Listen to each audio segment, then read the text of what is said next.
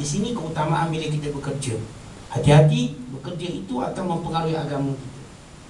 Bila pilih kerja tu, pilih elok-elok. Kalau kerja itu memang berisiko tinggi, maka hadapinya dengan akhlak yang kuat. Kalau tidak, kita tumbang macam orang yang tumbang. Kalau tidak, kita akan jatuh macam orang yang jatuh. Yang ketiga, kita fikir bahawa amalan kita ni kan Allah Ta'ala tak terima kan. Takut, bimbang-bimbang amalan kita buat, Tuhan tak terima. Maka ini akan terus menghalang kita bersifat ujub. Baru kita rasa, oh saya baguslah, pemurah lah, banding orang lain saya paling pemurah. Kita pun ingat, kan Tuhan tak terima saya sedekah tadi kan. Maka ketakutan kita menghilangkan rasa ujub. Dan yang keempat, saudara, ingat dosa kita banyak. Ya Allah, kebaikan aku buat. Misalnya semalam kita qiyam, oh kita pun rasa, saya ni dah rasa hebat lah, qiyam semalam. Saya rasa macam dah dekat nak jadi wali dah. Saya rasa qiyam semalam, barangkali hari ni orang tengok muka saya semua cahaya ni. Barangkali lah kita rasa gitu. So ingat balik, kamu baru sekali qiyam, kamu buat maksiat tu tiap-tiap hari tu. So terus datang rasa rendah diri untuk kita tidak wujud. Allah, kita qiyam mulai 4.30, 2 rakaat tu tidur balik. Kita nak bangga apa tu? Kemudian ingat pula esok siang hari banyaknya maksiat kita buat. Mampu ke 2 rakaat semalam menampung maksiat hari ni? Kita pun tak jadi nak bangga, tak jadi nak cerita ke orang. Maka dengan cara 4 cara ni, saudara, dia boleh menangani yang disebut oleh Abu Lais As-Samarqandi. Ini ulama yang hebat, ulama salaf saleh yang mengajar kepada kita terapi untuk lawang sifat ujub. Dan sifat ujub ni ada pada semua orang. Ingat, bermula ujub, dia akan datang riak. Datang riak, datang takabur. Dia ujub ni dia punya benih dia dulu. Kita boleh buang benih dia, insya-Allah tak berpucuk dia, tak akan bertunas dia, dan tak akan ada sifat sombong itu. Jadi awasi ujub dia terlebih dahulu. Bagaimana seorang boleh membanggakan suatu amal yang ia belum mengetahui bagaimana hasilnya kelak pada hari kiamat? Dia hanya boleh bergembira dan berbangga bila ia mengetahui amalnya lulus. Tetapi selama mana belum diketahui, maka tidak boleh ujub dan bangga diri. Iblis dengan bongkaknya dan tidak segan-segan langsung, malah tidak punya perasaan malu sedikit pun, lantas mencabar dan menanya Allah SWT seperti yang termaktub dalam surah Isra ayat 61. Qala a'asjudu liman khalaqta tina? Iblis berkata, adakah aku sujud kepada orang yang engkau ciptakan daripada tanah? So kata-kata iblis ini dia muncul selepas dia ada rasa ujub bahawa dia lebih mulia pada Adam. Maka timbul kata-kata tak puas hati.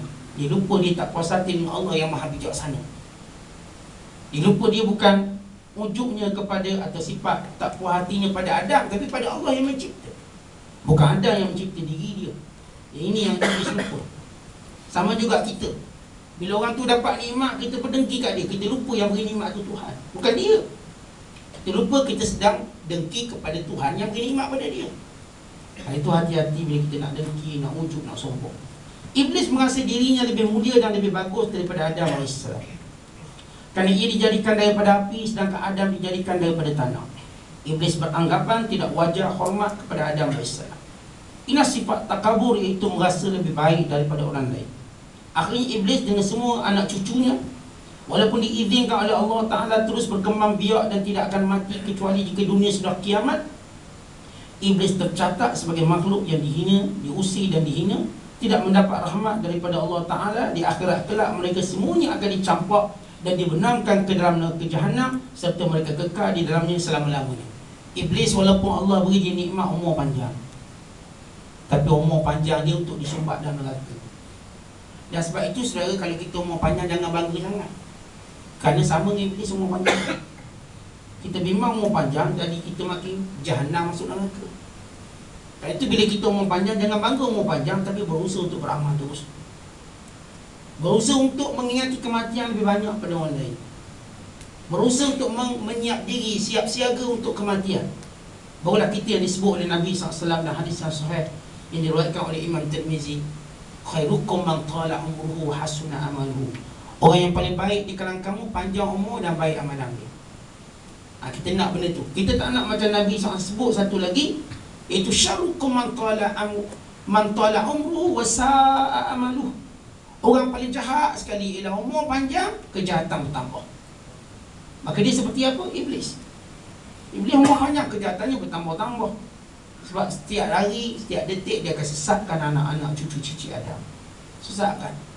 Jadi kalau makin tua makin kuat karaoke, makin tua makin kuat lawa, makin tua makin kuat menipu, makin tua makin kuat riba. Berbahaya hidup macam ni. Seperti Allah nak gandakan kita azab lebih dahsyat pada orang lain. Kerana itu kita muhasabah. Bila umur panjang tengok kecenderungan ke mana. Kalau kecenderungan pada maksiat, doa cepat-cepat ke Allah supaya Tuhan tak bolak-balik hati kita. Allah tetapkan hati kita untuk taat. Minta Tuhan beri kekuatan. Jangan Tuhan beri kita rasa seronok buat maksiat. Berilah Allah Ta'ala, ataupun biarlah Allah Ta'ala dia berikan rasa benci kita bila buat maksiat. Sebagaimana doa yang diajar oleh Allah Al-Quranul Karim dan Suratul Hujurat. Di antara sifat orang beriman bila kita doa apa? Allahumma habbib ilaina al-iman wa zayyinu fi qulubina wa karrih ilaina al-kufra wal fusuq wal isyan. Mafhum dalam surah ini Al-Hujurat. Lalu kita bentuk dia jadi satu doa. Karrih ilaina al-kufra wal fusuq wal isyan. Ya Allah, biarlah Engkau jadikan kekufuran, kefasikan, maksiat perkara kami benci. So, doa pada Allah supaya kita benci pada benda ni semua, anak beranak ni. Dan berilah kita cinta pada iman, cinta pada amal soleh. So kalau kita doa, insya-Allah hari ni bila kita sembahyang kita seronok.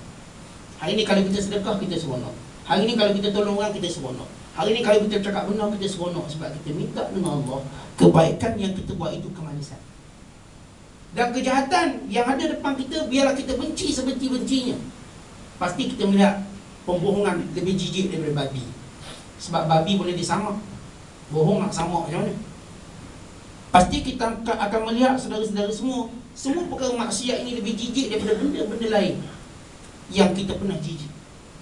Abu Musa al-Asy'ari ditanya tentang satu perkara. Kenapa kamu menganggap maksiat itu lebih jijik daripada babi? Kenapa? Bila tanya Abu Musa tentang kenapa sentuh perempuan lebih jijik daripada sentuh babi, kata Abu Musa al-Asy'ari, bila kami sentuh babi, kami tak rasa seronok. Kami tak rasa seronok, maka kami fikir nak sama. Tapi bila sentuh perempuan, kami rasa seronok, akhirnya kami rasa nak pegang lagi. Sebab itu kami menganggap ini lebih bahaya daripada sentuh babi. Tiba-tiba sentuh babi tak ada lepas pegang kaki babi, nak pegang badan babi sedap. Tak mungkin. Pegang tu, shit, bagi terus sama, hari tanah. Tapi bila pegang perempuan, kalau kita pegang perempuan, melarat ni tangan kita, bergerak. Kali itu dia lebih jijik daripada sentuh babi. Kerana kecenderungan terus tangkap kita untuk buat maksiat. Lalu kita doa pada Allah biar jangan ada benda tu. Biar kita lebih benci daripada kita menyentuh babi. Lebih benci lagi. Kenapa? Kesan maksiat besar. Ini pesan Abu Musa al-Asy'ari radhiyallahu ta'ala anhu. Sejarah mencatatkan dari kurun ke kurun ramai orang sesat lantaran sifat takabur, sombong dan kekuasaan yang mereka miliki, sehingga ada yang berani mengatakan dirinya Tuhan. Sebagaimana Allah Ta'ala ceritakan dalam surah An-Nazi'at ayat 24-25. Faqala ana rabbukumul a'la fa'akhadahu Allahu nakalal akhirati wal ula. Dengan berkata akulah Tuhanmu yang maha tinggi, maka Allah menyeksa Fir'aun di akhirat dan di dunia ini dengan azab yang menakutkan siapa yang mengetahuinya. Fir'aun diseksa yang paling dahsyat sekali. Dan kita tahu saudara, lagi tinggi pangkat dia, maka kalau dia buat maksiat lagi dahsyat azabnya. Seorang yang baik pula lagi tinggi pangkatnya, kalau dia buat taat lagi besar pahala dia. Kenapa? Dia akan ikutan. Yang baik, yang berpangkat kalau buat baik dia ikut. Yang jahat kalau dia buat jahat dia ikut. Kerana itu yang buat jahat dosanya bertambah-tambah. Kalau dia buat baik pahalanya bertambah-tambah. Kenapa? Dia pemimpin. Dia seorang yang ada kuasa. Qarun takabur dan kufur kerana memiliki harta benda dan kekayaan melimpah ruah. Yang mendakwa harta itu hasil usahanya sendiri, sehingga lupa harta itu anugerah Allah yang diberikan padanya. Allah Ta'ala mengungkapkan dalam suratul Qasas ayat 78, qala innama utituhu ala ilmin indi. Qarun menjawab, sesungguhnya aku mendapat kekayaan ini adalah kerana kepandaianku semata-mata. Ya, kalau ada orang cakap saya ni kaya sebab saya pandai belajar bisnes, saya ni pandai, saya belajar bahagian ekonomi, saya ni memang ayah saya ajar saya buat bisnes sebab tu saya boleh kaya, maka ini jawapan Qarun. Kerana kalau saudara nak kata kaya ni sebab ilmu, pasti profesor yang ada ijazah kedoktoran dalam ekonomi dia paling kaya. Tapi kita tengok dia tak kaya pun. Dia cuma ada ilmu tu. Kalau dia meniaga goreng pisang pun lingkup dia. Secara ilmu okey. Lihat pengkritik sukan, dia punya kritik luar biasa. Cuba suruh dia main bola. Agak-agak pandai tak? Tak pandai. Dia cuma boleh kritik. Dia pandai kritik. Artinya ilmu lain, anugerah Allah lain. Orang beri ilmu. Kalau kita belajar ilmu ekonomi, bukan makna kita kaya. Ada orang saya katakan tak ada ilmu ekonomi, belajar tak berapa lulus, tiba dia meniaga berjaya, kaya dia, jaya dia. Maka apa yang Allah beri tu, dia tak boleh kata ilmu dia, tetapi anugerah Allah. Anugerah Allah Ta'ala. So kerana apa? Kerana harta ni orang cepat nampak, ilmu ni orang tak nampak. Seorang pandai, bila berjalan dekat kita, seorang tahu ke dia itu pandai? Seorang tak tahu. Tapi orang kaya kita cepat tahu. Dia berjalan kat kita tengok kereta dia, kita tengok jam dia, kita tengok handset, tahu kaya. Orang pandai sudah boleh tahu. Kalau sudah kenal dia je, kalau sudah tak kenal, dia berjalan. So tak puas, mana satu orang pandai, mana satu profesor. Sebab itu Allah Ta'ala sebut tentang kekayaan. Kerana kekayaan biasanya mendedahkan empunyanya, pemiliknya berbangga. Maka bila dia berbangga, dia kata inilah kemahiran saya, inilah skill saya. Dia lupa ini anugerah Allah.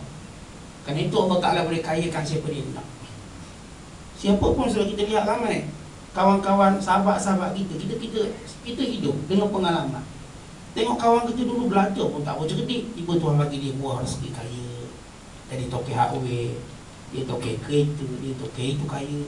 Dulu belajar dia nombor kemudian sekali. Bukan sekadar belajar nombor kemudian, bagi salam pun tak betul. Kita bagi Assalamualaikum, dia masuk kelas saya, dia bagi sekong.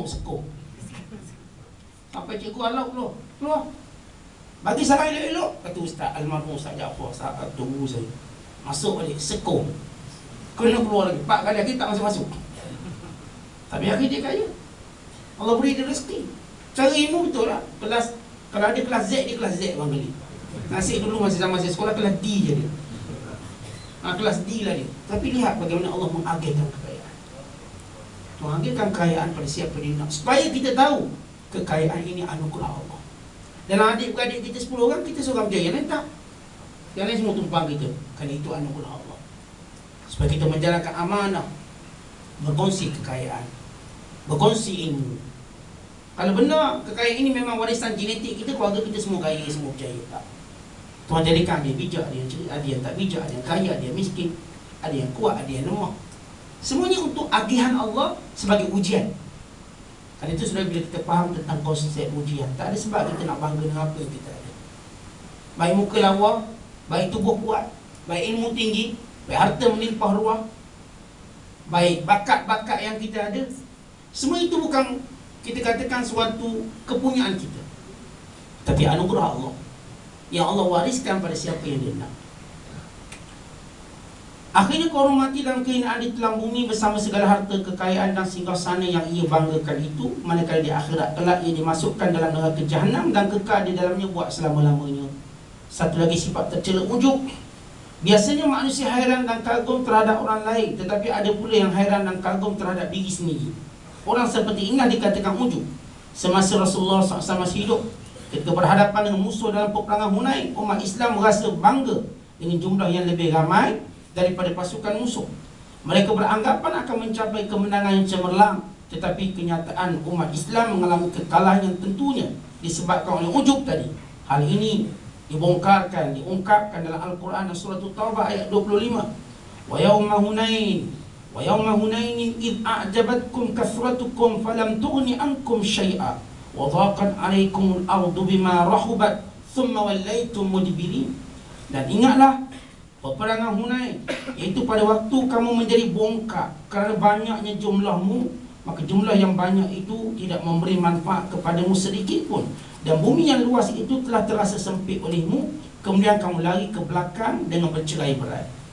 Dalam Al-Quran Allah Ta'ala berfirman, wa minan nasi man yu'jibuka qawluhu fil hayatid dunya wa yashhadullaha ala ma fi qalbihi wa huwa aladul khisam.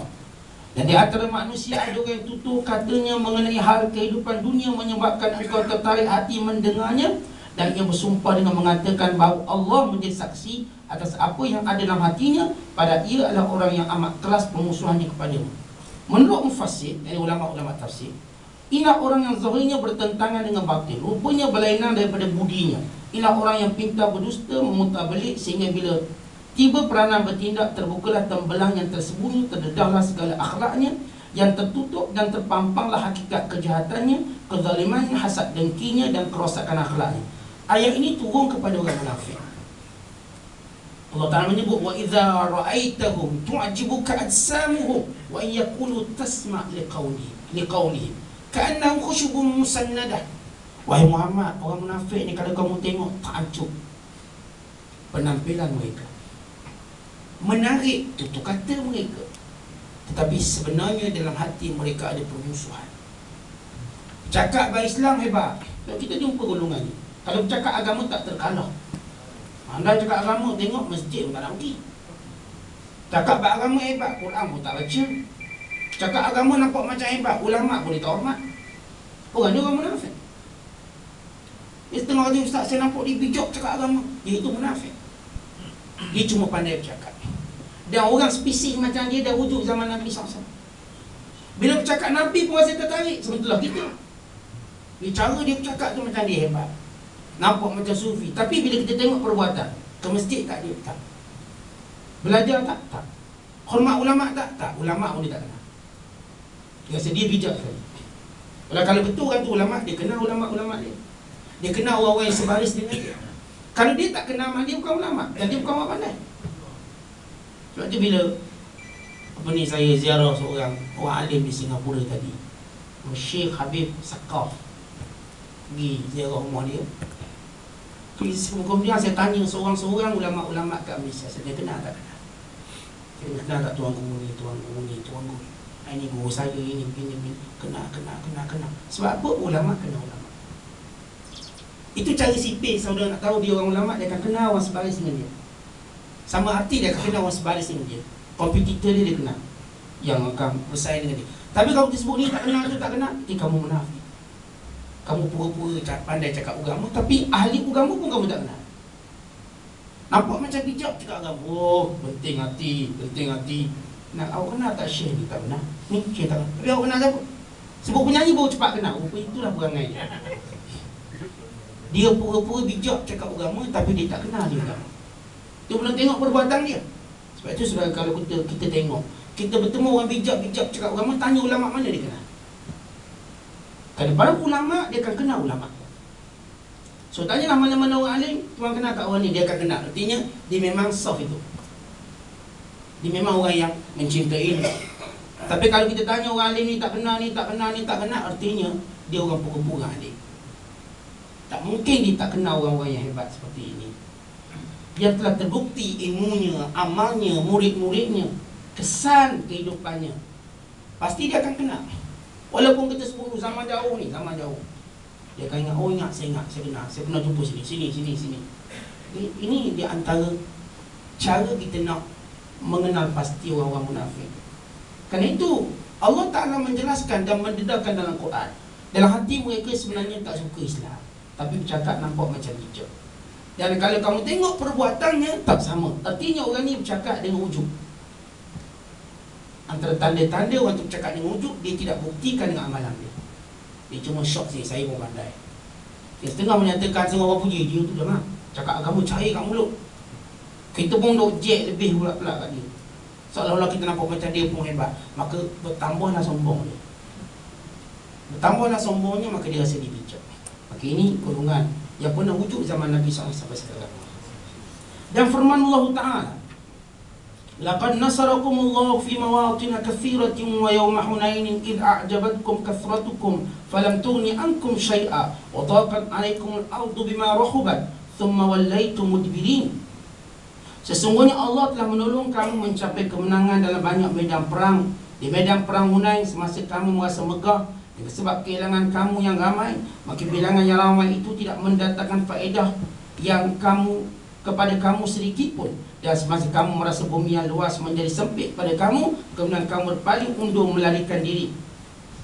Menurut mufassir, ayat ini memberi gambaran penuh tentang perasaan terpesona kepada bilangan yang ramai, kepada goncangan perasaan kerana kekalahan mental. Kerana perasaan sempit dan sulit hingga bumi yang luas dirasakan sempit dan menghimpit mereka hingga membawa kepada kekalahan yang nyata, berundur dan lari daripada medan pertempuran. Saudara, apa cerita perang Hunain? Kerana kupasannya agak obat. Kita tahu perang Hunain di antara siri-siri peperangan yang disertai oleh Nabi SAW. Ia berlaku sebaik saja pembukaan kota Mekah pada tahun 8 Hijrah. Cuma pembukaan kota Mekah pada bulan Ramadan, itu pada 21 Ramadan. Maka Nabi SAW berada di Mekah selama beberapa hari, ataupun yang lebih tepat 18 hari, mengikut dalil-dalil yang sahih. Sesudah itu Nabi SAW mendengar satu ancaman daripada puak Hawazin dan Saqif, di mana golongan Hawazin berhimpun dengan golongan Saqif yang penduduk Taif. Mereka menghimpunkan bala tentera untuk menentang Nabi SAW. Maka Nabi bersama para tentera Islam, dan ia dianggap sebagai tentera yang paling ramai dan perang yang tidak seimbang bagi pihak orang Islam, di mana orang Islam lebih ramai pada orang kafir. Terbalik, biasa orang Islam sikit. Tapi dalam perang Hunain, jumlah orang Islam 12,000 orang. Jumlah tentera musuh hanya 4,000 orang, sekitar 4,000 orang, yang dipimpin oleh Auf bin Malik, yang berlaku pada 6 Syawal. Perang ini berlaku pada 6 Syawal. Kalau kita kat Johor tengah raya lagi lah, Nabi SAW perang. Ini maknanya Syawal yang cuti lama sangat kuliah kena perang untuk ilmu. Itu makna dia. 6 Syawal dah start perang. Kita tak, lepas Zulhijjah baru start belajar. Lepas tu kita tak menang. Jadi saudara-saudara semua, 6 Syawal dah start perang. Nabi bersiap siaga, okey perang. Orang Islam rasa dia boleh menang sebab 12,000. Kali pertama orang Islam ada dalam jiwa dia, kita tak mungkin kalah. Dan kali pertama dan jiwa orang Islam, Tuhan tak tolong tak apa. Itu bahaya. Masa perang Badar, okey, rasa Tuhan tolonglah sebab kita sikit ni. Tapi bila kita rasa dah hebat, ketika itu perasaan kita dengan Tuhan terputus. Kalau saudara rasa dah kuat, dah kaya, dah berkuasa, perasaan kita dengan Allah terputus. Bila ada perasaan kita dengan Allah? Bila kita rasa kita lemah. Sebab itu hati-hati bila perasaan terputus dengan Allah, kita pasti akan ditimpa musibah. Maka dalam perang Hunain ni, saudara bayangkan, tentera Islam 12,000 orang, tentera musuh 4,000 orang. Auf bin Malik nak ramaikan tentera buat macam mana? Dipanggil semua perempuan-perempuan, dipanggil semua anak-anak kecil, maka jumlahnya campur plus 6,000 jadi 10,000. Tapi tentera ni 4,000. Dibawa supaya apa? Seorang pemikir perang jahiliah yang bernama Duraid. Duraid ni selama umur dia kat 100 tahun lebih. Dikatakan 160 tahun. Dah buta dah dia, buta. Dia jumpa dengan Auf bin Malik. Dia kata, kenapa kamu bawa perempuan sekali perang? Dia kata, supaya lelaki semangat perang. Kata dia, cara kamu salah. Sekiranya kamu kalah, akan jadi aib pada bangsa kamu. Perempuan akan diambil. Tapi kalau kamu menang, sekiranya kamu menang, kalau kamu tinggalkan perempuan kamu kat rumah, dia boleh mendatangi kamu. Artinya untuk menang agak mustahil. Kalau aib kamu. Tetapi kalau kamu tinggalkan isteri-isteri kamu, anak-anak kamu di rumah, kalau kamu menang, mereka boleh ekori kamu. Kalau kamu kalah, mereka boleh kembang biakkan zuriat kamu untuk lawan balik. Cara kamu salah. Cara tumperak kamu salah. Bawa isteri semua, bahaya. Maka Auf bin Malik tidak berganjak, saya akan bawa. Maka mereka pun berperang. So Hunain ni saudara, antara Mekah dengan Taif, ada satu kawasan nama Hunain. Mekah dengan Taif. Senang kalau mereka pergi ke Taif. Itu perancangan asal. Dan memang itu mereka buat. Dan mereka mula bersembunyi di sebalik pokok, di lembah-lembah, untuk melakukan serangan hendak. Selalu bila berlaku serangan hendak, orang Islam bertempiaran lagi. Mereka tak jangka Hawazin akan serang hendak. Dan oleh kerana syok sangat boleh menang, mereka lupa kekuatan musuh. Walau sikit tapi kuat dan bersemangat. Sebab musuh-musuh ini, Hawazin dan Saqif, menganggap ini perang hidup mati mereka. Sebab Mekah dah jatuh ni. Orang-orang Mekah yang kalah dulu, ada yang bergabung dengan Hawazin, nekat perang. Maka orang Islam mula rasa lara hanyut. Kita ramai, kita menang. Maka bila lalu kat semak-semak, tak kisah kita ramai. Akhir serangan hendak ini menyebabkan orang Islam bertempiaran lari sampai balik Mekah. Bayangkan dari Taif cabut ke Mekah, jauh tu, lari, punya takut. Yang ada di sisi Nabi SAW siapa? Abbas bin Abdul Muttalib, Fadlu bin Abbas, Abu Sufyan bin Haris, sepupu Nabi SAW. Itu Abu Sufyan bin Haris bin Abdul Muttalib. Bukan Abu Sufyan bin Harb. Abu Sufyan satu lagi bukan. Abu Sufyan bin Haris bin Abdul Muttalib. Yang ada di sini Nabi SAW ni berapa orang sahabat. Dan sahabat-sahabat besar. Sahabat-sahabat besar seperti Abu Talha, Ummu Sulaim, Umar Al-Khattab, Abu Bakar Siddiq. Yang lain-lain tu, terutamanya yang baru masuk Islam, cabut lagi. Balik ke Mekah pula tu. Dia punya takut. Maka Nabi SAW menyuruh Abbas. Abbas ni saudara, buat selalu Nabi dia ada suara kuat. Suara dia cukup bau. Maka kata Nabi SAW, wahai Abbas, nadin nas, panggil manusia datang balik, panggil semua. Maka Abbas pun menjerit. Dia kata, ya ma'syaral ansar, ya ahla suratil Baqarah. Dia sebut, wahai sekalian orang Ansar, penolong-penolong agama Allah. Wahai sekalian orang-orang yang diturunkan surah Baqarah padanya. Wahai sekalian, disebut satu persatu sifat orang Islam. Maka ketika itu orang Islam dengar, pergi balik. Suara tadi beri semangat.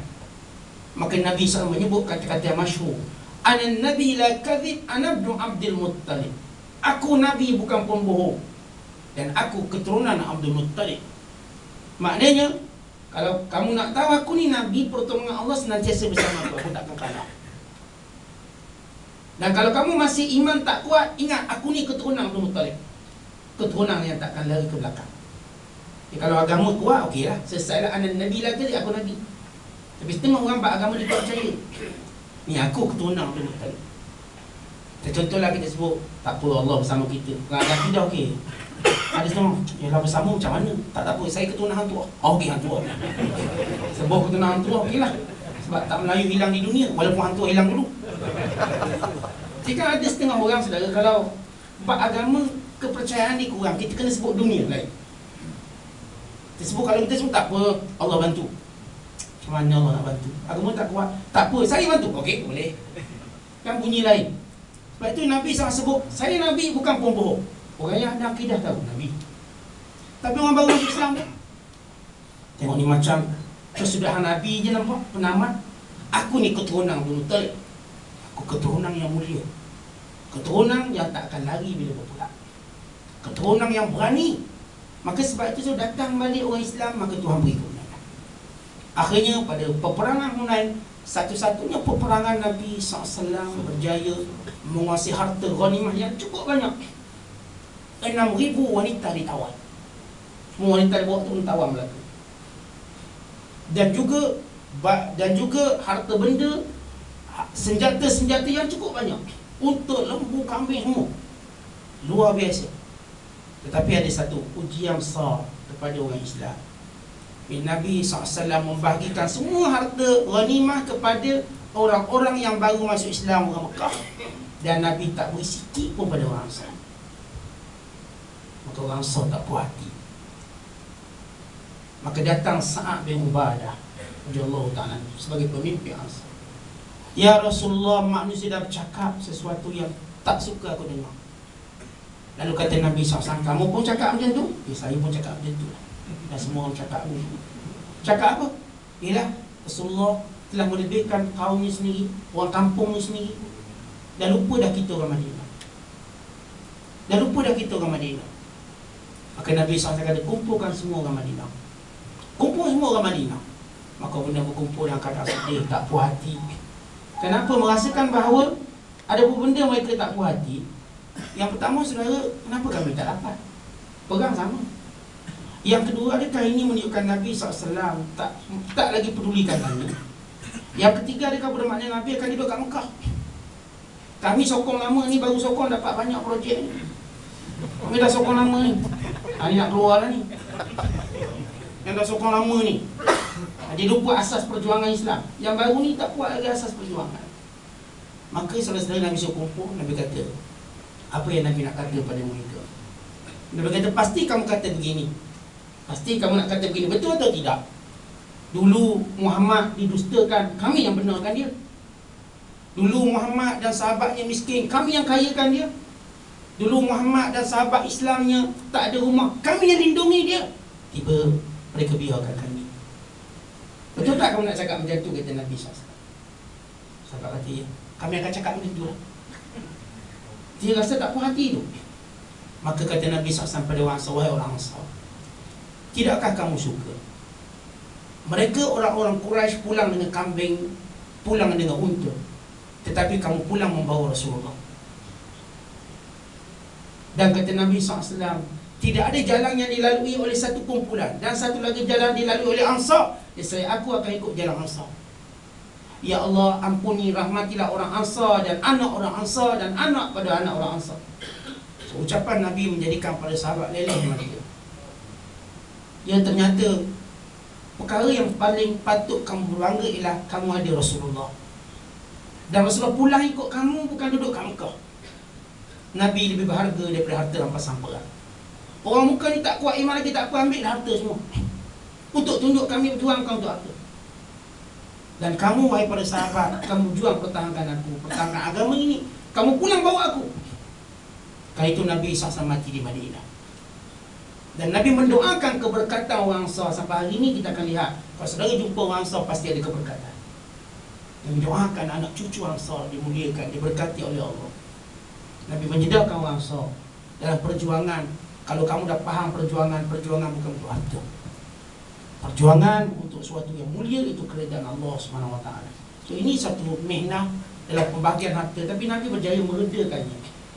Nabi sendiri pun tak ambil. Kan Nabi melihat bahawa ni orang-orang yang baru masuk Islam ni hatinya belum kuat. Mereka menyangka masuk Islam jadi miskinlah kami, rupa-rupanya kaya. Mereka menyangka bila masuk Islam pasti kami tak akan peroleh dunia, kami cuma dijanjikan akhirat. Nah, ambil dunia kamu. Orang-orang dah faham tak? Ni orang-orang dah faham tak? Risau saudara-saudara semua. Kerana memang kita dah bulat dan nekat dengan syurga.